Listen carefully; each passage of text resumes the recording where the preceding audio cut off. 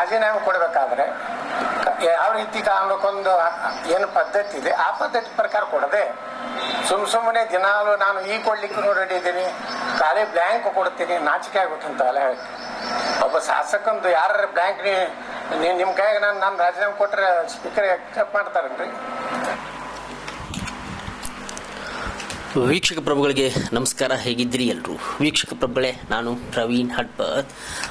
ವೀಕ್ಷಕ ಪ್ರಭುಗಳೇ, ಕಳೆದ ಕೆಲವು ದಿನಗಳ ಹಿಂದೆ ಯತ್ನಾಳ್ ಅವರ ಬಗ್ಗೆ ನಮ್ಮ ಮಾಧ್ಯಮಗಳಲ್ಲಿ ಪುಂಖಾನುಪುಂಖವಾಗಿ ತೋರಿಸಿದ್ರು. ಆದರೆ ಇದೀಗ ಯತ್ನಾಳ್ ಅವರ ಒಂದು ಅಲೆ ಡೌನ್ ಆಗಿದೆಯಾ ಅನ್ನುವಂತಹ ಪ್ರಶ್ನೆ ಈಗ ಎದುರಾಗ್ತಾ ಇದೆ.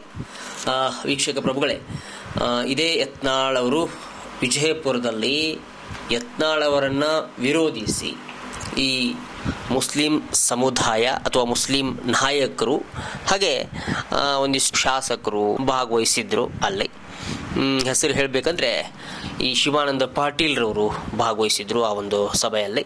ನಂತರ ಈ ಹುನಗುಂದದ ವಿಜಯಾನಂದ ಕಾಶ್ಯಪ್ನವರು ಏನು ಶಾಸಕರಿದ್ದಾರೆ ಅವರು ಭಾಗವಹಿಸಿದ್ರು. ಸೊ ವಿಜಯಾನಂದ ಕಾಶ್ಯಪ್ನವರು ಯತ್ನಾಳ್ ಅವರ ಒಂದು ನಡೆಯ ಬಗ್ಗೆ ಮಾತನಾಡಿದರು. ಸೊ ಇದಾದ ನಂತರ ಯತ್ನಾಳ್ ಅವರು ಇವರಿಬ್ಬರು ಏನಿದ್ದಾರೆ ಅಂದರೆ ಈ ಶಿವಾನಂದ ಪಾಟೀಲ್ ಅವರು ನಂತರ ವಿಜಯಾನಂದ ಕಾಶ್ಯಪ್ನವರು ಏನಿದ್ದಾರೆ ಈ ಇಬ್ಬರಿಗೂ ಸಹ ಒಂದಿಷ್ಟು ಚಾಲೆಂಜನ್ನು ಹಾಕಿದ್ರು. ಈ ವಾರನಾಗ ರಾಜೀನಾಮೆ ಕೊಟ್ಟವ್ರು ಇಬ್ರು. ಬಿಜಾಪುರಕ್ಕೆ ಯಾಕೆ ಬರ್ತೀರಿ? ನಾವು ನೀವೇನು ರಾಜೀನಾಮೆ ಕೊಟ್ಟು ಬರ್ರಿ, ಇಲ್ಲೇ ನಾನೇ ಹುನಗುಂದಕ್ಕೆ ಬಂದು ನಿಂದಿರ್ತೀನಿ, ನಾನೇ ಬಸವನ ಬಾಯಿಗಡಿ ನಿಂದಿರ್ತೀನಿ. ಇಬ್ಬರು ಬರ್ರಿ, ಅವ್ರ ಅಪ್ಪ ಕೊಟ್ಟಿದ್ದಾರೆ, ಅವರು ಪಕ್ಷೇತರ ಬರಲಿ, ನಾನು ಪಕ್ಷೇತರ ಬರ್ತೇನೆ. ನೀವು ರಾಜೀನಾಮೆ ಕೊಟ್ಟು ಬಂದು ನಿಂತ್ಕೊಳ್ಳಿ, ನಾನು ರಾಜೀನಾಮೆ ಕೊಟ್ಟು ಬಂದು ನಿಂತ್ಕೊಳ್ತೀನಿ, ಅಂದರೆ ಪಕ್ಷೇತರವಾಗಿ ನಿಂತ್ಕೊಳ್ತೀನಿ, ಯಾರು ವಿನ್ ಆಗ್ತಾರೆ ನೋಡೋಣ ಅಂತ ಹೇಳಿ ಯತ್ನಾಳ್ ಅವರು ಮಾತನಾಡಿರುವಂಥದ್ದು. ಹಾಗೆ ಶಿವಾನಂದ ಪಾಟೀಲ್ರವರು ಈ ಒಂದು ಚಾಲೆಂಜಿಗೆ ಕೌಂಟರ್ ಕೊಡುವಂತಹ ನಿಟ್ಟಿನಲ್ಲಿ ತಮ್ಮ ಒಂದು ರಾಜೀನಾಮೆಯನ್ನು ಸ್ಪೀಕರ್ಗೆ ಕೊಟ್ಟರು. ಸೊ ಸ್ಪೀಕರ್ಗೆ ರಾಜೀನಾಮೆ ಪತ್ರವನ್ನು ಕೊಡುವಾಗ ಒಂದು ಕಂಡೀಷನನ್ನು ಹಾಕ್ತಾರೆ ಶಿವಾನಂದ ಪಾಟೀಲ್ರು. ಅವರು ಭಾಗೇವಾಡಿಯ ಶಾಸಕರು ಹಾಗೆ ಮಂತ್ರಿಗಳು ಸಹ ಆಗಿದ್ದಾರೆ. ಸೊ ಅವರು ಏನು ಕೊಟ್ಟಿರ್ತಾರೆ ರಾಜೀನಾಮೆಯಲ್ಲಿ ಒಂದು ಕಂಡೀಷನ್ ಅಂತಂದರೆ, ಯತ್ನಾಳ್ ಅವರು ರಾಜೀನಾಮೆ ಕೊಟ್ಟಾದ ಮೇಲೆ ನನ್ನ ರಾಜೀನಾಮೆಯನ್ನು ಅಂಗೀಕಾರ ಮಾಡಿ ಇಬ್ಬರೂ ಸಹ ನಾವು ಎದುರಾಳಿಗಳಾಗಿ, ಅಂದರೆ ಈ ಒಂದು ಏನಂತೀರಿ, ಈ ಶಾಸಕ ಸ್ಥಾನ ತೆರವಾಗತ್ತಲ್ಲ, ಅಲ್ಲಿ ನಾವು ಇಲೆಕ್ಷನ್ಗೆ ನಿಲ್ಕೊಳ್ತೀವಿ ಪಕ್ಷೇತರವಾಗಿ, ಯಾರು ವಿನ್ ಆಗ್ತಾರೆ ನೋಡೋಣ. ಒಂದಿಷ್ಟು ಬೇರೆ ಬೇರೆ ಪದಗಳಿದೆ, ಅವನ್ನೆಲ್ಲ ಬಳಸೋದು ಬೇಡ, ಈ ರೀತಿಯಾಗಿತ್ತು. ಆದರೆ ಯತ್ನಾಳ್ ಅವರು ಪತ್ರಕರ್ತರಿಗೆ ಒಂದಿಷ್ಟು ಮಾಹಿತಿಯನ್ನು ಏನು ಕೊಡ್ತಾರೆ ಅಥವಾ ಇದರ ಹಿಮ್ಮಾಹಿತಿಯನ್ನು ಏನು ಕೊಡ್ತಾರೆ ಅಂತಂದರೆ, ನಾಚಿಕೆ ಆಗ್ಬೇಕು ಅವನಿಗೆ ಅಷ್ಟೇ. ಮಾನ ಮರ್ಯಾದೆ ಇದ್ದವ್ರು ಹಿಂಗೆಲ್ಲ ಪತ್ರ ಕೊಡೋದಿಲ್ಲ, ಕಂಡೀಷನ್ ಹಾಕ್ತಾರೆ ಅಂತ. ಯಾರು ಬರೀ 2 ಲೈನ್ ಬರಿಬೇಕಂತಿದೆ. ನಾನು ನನ್ನ ವಿಧಾನಸಭಾ ಕ್ಷೇತ್ರ ರಾಜೀನಾಮೆ ನೀಡುತ್ತಿದ್ದೇನೆ ವೈಯಕ್ತಿಕ ಕಾರಣದಿಂದ, ಇಷ್ಟಾದರೆ ಸ್ವೀಕಾರ ಆಗ್ತದೆ. ನೀವು ಶಿವಾನಂದ್ ಪಾಟೀಲ್ರಿಗೆ ಅದು ಇಲ್ಲ ಇದು ಇಲ್ಲ ಏನೋ ಹೇಳ್ತಾರೆ. ಸೊ ಅದಾದ ಮೇಲೆ ಯತ್ನಾಳ್ರವರು ರಾಜೀನಾಮೆ ಕೊಡಲಿಕ್ಕೆ ಒಪ್ಪಲ್ಲ. ಯಾಕೆಂತಂದರೆ ಶಿವಾನಂದ ಅವರು ಹೇಳಿದ್ದಾರೆ ಅಥವಾ ಶಿವಾನಂದ ಪಾಟೀಲ್ರವರು ಹೇಳಿದ್ದಾರೆ, ನೇರವಾಗಿ 2 ಲೈನಲ್ಲಿ ರಾಜೀನಾಮೆ ಕೊಡಬೇಕಾಗಿತ್ತು, ಆದರೆ ಅವರು ಒಂದು ಪ್ಯಾರಾಗಂಟ್ಲೆ ಬರೆದು ಯಾಕೆ ಕೊಟ್ರಿ ಅಂತ ಹೇಳಿ ಕೇಳ್ತಿದ್ದಾರೆ. ನಂತರ ಆ ಒಂದು ರಾಜೀನಾಮೆ ಇದೆಯಲ್ಲ, ಅದು ಕೊಡುವಂತಹ ಫಾರ್ಮೆಟ್ ಚೆನ್ನಾಗಿಲ್ಲ, ಇದಕ್ಕೆ ಸ್ಪೀಕರ್ ಅವರೇ ಹೇಳಿದ್ದಾರೆ ಅದು ಅಂಗೀಕಾರ ಆಗಲ್ಲ ಅಂತ ಹೇಳಿ. ಹೀಗಿದ್ದಾಗ ಇವರಿಗೆ ನೈತಿಕತೆಯೇ ಇಲ್ಲ ಅಂತ ಹೇಳಿ ಒಂದಿಷ್ಟು ಪದಗಳನ್ನ ಬಳಸಿದ್ದಾರೆ ಯತ್ನಾಳ್ರು. ಅದಾದ ನಂತರ ವಿಜಯಾನಂದ ಕಾಶ್ಯಪ್ನವರು ಮಾತನಾಡಿರುವಂಥದ್ದು, ಅವ್ರು ಏನಂತಂದರೆ, ಈ ಶಿವಾನಂದ ಪಾಟೀಲ್ ಅವರು ಏನಿದ್ದಾರೆ ಅವರು ರಾಜೀನಾಮೆಯನ್ನು ಕೊಟ್ಟಿದ್ದಾರೆ, ಅವರು ಕೊಟ್ಟರು ಒಂದೇ, ನಾನು ಕೊಟ್ಟರು ಒಂದೇ, ಹೀಗಾಗಿ ಯತ್ನಾಳ್ ಅವರು ಈಗ ರಾಜೀನಾಮೆಯನ್ನು ಕೊಡಬೇಕು ಅಂತ ಹೇಳಿ ವಿಜಯಾನಂದ ಕಾಶ್ಯಪ್ನವರು ಮಾತನಾಡಿರುವಂಥದ್ದು. ಸೊ ಒಂದು ಶಾಸಕ ಸ್ಥಾನ ಅಂತಂದರೆ ಒಂದು ದೊಡ್ಡ ಸ್ಥಾನ ಅದು. ಆ ಸ್ಥಾನವನ್ನು ಪಡಿಬೇಕಂತಂದರೆ ನಿಜವಾಗ್ಲೂ ತುಂಬ ಕಷ್ಟ ಇದೆ. ಸೊ ಸಾಕಷ್ಟು ಏಳು ಬೀಳಿದೆ. ಆದರೆ ಎಷ್ಟು ಸಲೀಸಾಗಿ ಹೇಳಿಬಿಡ್ತಾರಪ್ಪ ಇವರು, ರಾಜೀನಾಮೆ ಕೊಟ್ಬಿಡಿ ಅಂತ ಹೇಳಿ ಅನೇಕ ಜನ ಪ್ರಶ್ನೆಯನ್ನು ಮಾಡ್ತಾ ಇದ್ದಾರೆ. ಇವ್ರಿಗೆ ಇಲೆಕ್ಷನ್ ಟೈಮಲ್ಲಿ ಓಟ್ ಹಾಕಿ ಅಂತ ಕೇಳ್ತಾರೆ. ನಾವು ಇವ್ರ ಮೇಲೆ ನಂಬಿಕೆ ಇಟ್ಟು ಓಟ್ ಹಾಕಿಬಿಡ್ತೀವಿ. ಆದರೆ ಈಗ ಜಿದ್ದಿಗೆ ಬಿದ್ದು ರಾಜೀನಾಮೆ ಕೊಡುವ ಮಟ್ಟಿಗೆ ಮಾತನಾಡ್ತಾರೆ. ಇವರಿಗೆ ಅಭಿವೃದ್ಧಿ ಬೇಡ ಅಂತ ಹೇಳಿ ಒಂದಿಷ್ಟು ಜನ ಮಾತನಾಡ್ತಿದ್ದಾರೆ.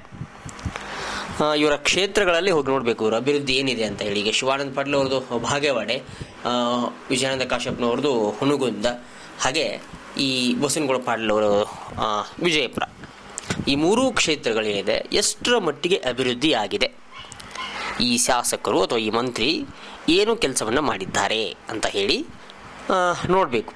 ಸೊ ಆ ನಿಟ್ಟಿನಲ್ಲಿ ನಮ್ಮ KDTV ಕನ್ನಡ ಒಂದಿಷ್ಟು ಆ ಕ್ಷೇತ್ರಕ್ಕೆ ಹೋಗಿ ಒಂದು ಕ್ಷೇತ್ರದ ದರ್ಶನ ಮಾಡುತ್ತೆ.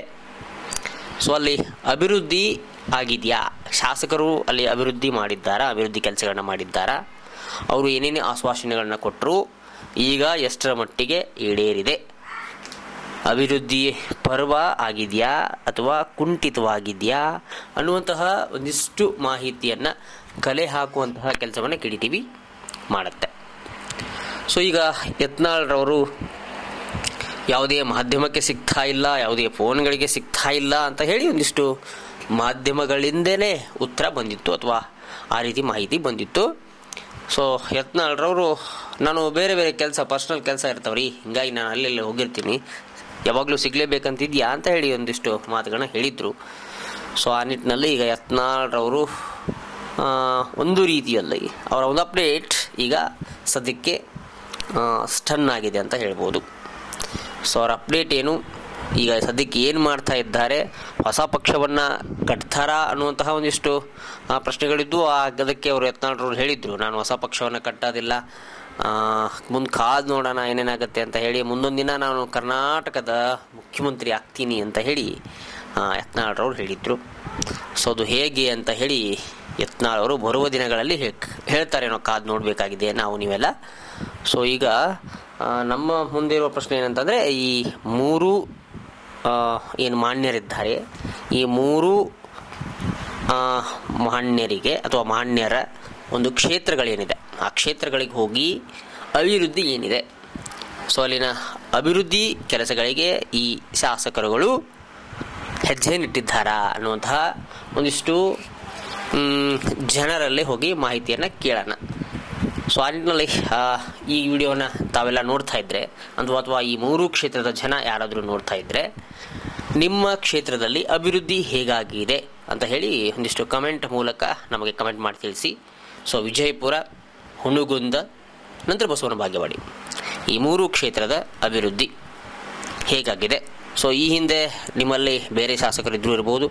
ಸೊ ಆ ಶಾಸಕರು ಅಭಿವೃದ್ಧಿಯನ್ನು ಮಾಡಿದ್ರಾ ಅಥವಾ ಈ ಶಾಸಕರುಗಳು ಅಭಿವೃದ್ಧಿಯನ್ನು ಮಾಡಿದ್ದಾರಾ, ಯಾವ ಶಾಸಕರಿದ್ದರೆ ಚೆನ್ನಾಗಿರುತ್ತೆ, ನಂತರ ಮುಂದೆ ಅಂದರೆ ಈ ಶಾಸಕರು ಯಾರಾದರೂ ಬೇಡ ಆಗಿದ್ದಾರಾ, ಮುಂದೆ ಯಾರಾದರೂ ಬರಬೇಕಂತ ಅಂದ್ಕೊಂಡಿದ್ದೀರಾ ಹೇಗೆ ಅಂತಕ್ಕಂಥದ್ದನ್ನು ನಮ್ಮ ಒಂದು KDTV ಕನ್ನಡ ಏನಿದೆ ಒಂದು ಕಮೆಂಟ್ ಬಾಕ್ಸ್ ಓಪನ್ ಇರುತ್ತೆ, ಅದಕ್ಕೆ ನೀವು ಕಮೆಂಟ್ ಮಾಡಿ ದಯವಿಟ್ಟು ತಿಳಿಸಿ ಅಂತ ಹೇಳ್ತಾ, ಸೊ ಯತ್ನಾಳ್ ಅವರ ಅಪ್ಡೇಟ್ಗಳನ್ನು ಕೊಡುವಂತಹ ಕೆಲಸವನ್ನು ಮಾಡಬೇಕು ಅಂತ ಹೇಳಿ ನಾನು ಅವರ ಒಂದು ಪ್ರೊಫೈಲ್ಗಳನ್ನ ಚೆಕ್ ಮಾಡಿದೆ. ಬಟ್ ಒಂದು 2-3 ಡೇಸ್ ಆಗಿದೆ ಅವರು ಅಪ್ಡೇಟ್ ಮಾಡಿಲ್ಲ. ಸೊ ಎಲ್ಲಿದ್ದಾರೆ, ಏನು ಮಾಡ್ತಿದ್ದಾರೆ ಅನ್ನುವಂತಹ ಮಾತುಗಳು ಈಗ ಸದ್ಯಕ್ಕೆ ಕೇಳಿ ಬರ್ತಾ ಇವೆ.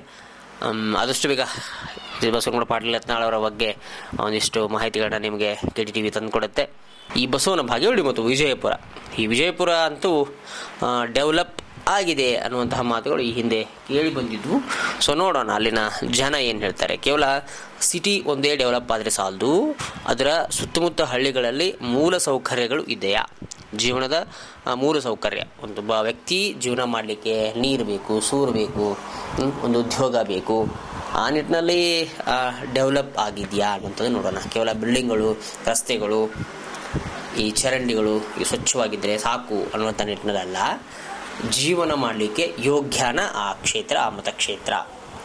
ಸೊ ನಿಮಗೆ ಕೊಟ್ಟಿರೋಂತಹ ಒಂದಿಷ್ಟು ಭರವಸೆಗಳೇನಿದೆಯಲ್ಲ ಅದು ಈಡೇರಿದೆಯಾ ಅನ್ನುವಂತಹ ಒಂದಿಷ್ಟು ಪ್ರಶ್ನೆಗಳೊಂದಿಗೆ KDTV ನಿಮ್ಮ ಕ್ಷೇತ್ರಕ್ಕೆ ಬರುತ್ತೆ.